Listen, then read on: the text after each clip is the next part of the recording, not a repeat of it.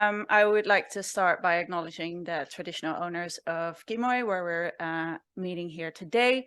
But I would also like to extend this acknowledgement to all the traditional owners of the Great Barrier Reef, on whose land and sea country we work, as well as traditional owners present here today. I can't really see my slides. Yes. So I am Linda. I am a PhD candidate at the Cairns Institute of JCU, as well as the University of Groningen in the Netherlands, where I'm originally from. And today I'll give you a short introduction in some of the questions that go through my head day in, day out.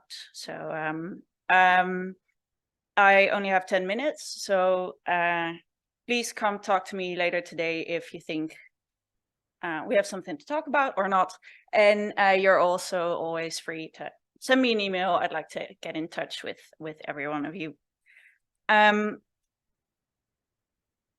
So I'm going to start by explaining the aim of my research, which is to contribute to inclusive and effective mitigation, climate change mitigation and adaptation efforts in the Great Barrier Reef. And what I mean by inclusive is that I think it is important to design and implement these efforts on the basis of the lived experiences of people who are connected to the Great Barrier Reef, and not just the people and communities that are in power of the Great Barrier Reef. So when I start with this aim, how can we actually do this? How can we make these efforts more inclusive and effective? There's all these questions that start to pop up in my head, and I would like to share some of those with you. And then I'll show you how these questions, and hopefully my answers to these questions, are going to help me to fulfill the aim that I've set. So first, if I ask, how can climate change mitigation and adaptation efforts be made inclusive? I really want to know first, what is climate change doing in the Great Barrier Reef? And especially according to the people and communities that are connected to the Great Barrier Reef. So if I look at what is happening in the Great Barrier Reef, there are different stories about climate change and its impacts. I call these the realities of climate change in the Great Barrier Reef, because I treat these experiences of climate change as equally true and valid.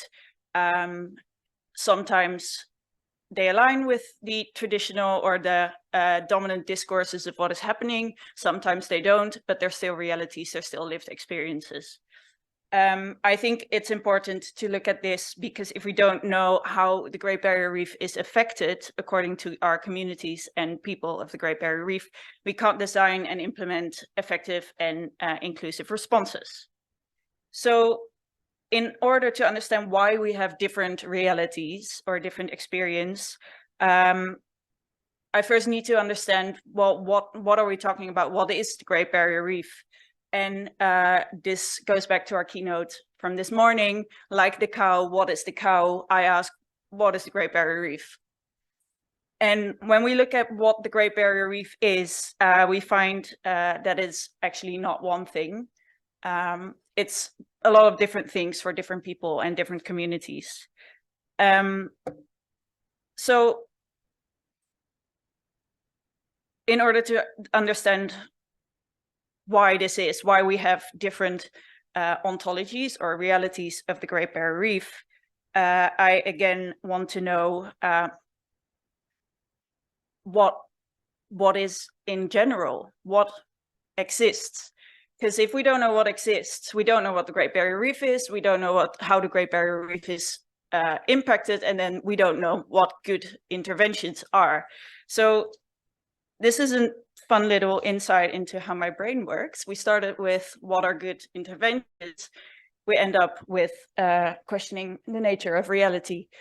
And so I want to know, for people connected to the Great Barrier Reef, what is true, what is real, what is reality to them?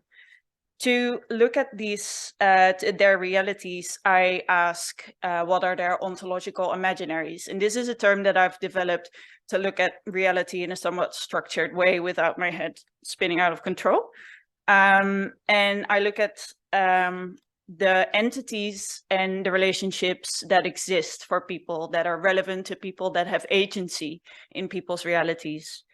So these can be humans, animals, corals, gods, spirits, countries, institutions, all these entities that play a role in creating the realities in which people live. Of course, I look at the ontological imaginaries of people in context of the Great Barrier Reef, which means that I go to people, different communities, and I ask them questions like these. I ask them, what is the Great Barrier Reef? Who is the Great Barrier Reef? Who lives there? Or who doesn't live but is there, who exists? Who or what is impacted by climate change? Who or what is responsible for what is happening in the Great Barrier Reef? And who or what should be acting to change, and what should be happening?